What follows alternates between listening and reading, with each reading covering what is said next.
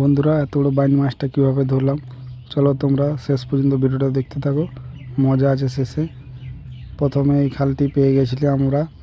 খাল ছিঁচতে ছিঁচতে এখানে বাইন মাছটি আছে দেখতে পেয়েছিলি, তাই তাড়ছি। এখানে দেখতে পাচ্ছ ওখানে যে গর্তটা রয়েছে, হাত দিয়ে দেখছি মাছটা আছে। আরও অনেক মাছ আছে।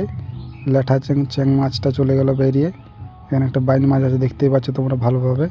বাইন মাছটা মুখটা ধরতেই পারছি না, কোনো কারণে চলে যাচ্ছে ভিতরে, কোনো মতেই আসছে না। দেখতেই পাচ্ছ। ভিডিওটা যদি আমার ভালো লাগে লাইক, সাবস্ক্রাইব আর একটি কমেন্ট করে জানাবেন কেমন হয়েছে।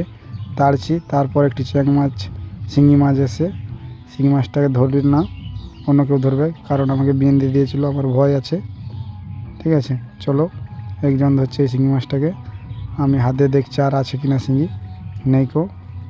তারপর কোদাল দিয়ে তাড়ি। দেখতে পাচ্ছ বাইন মাছটা ওখানে আছে।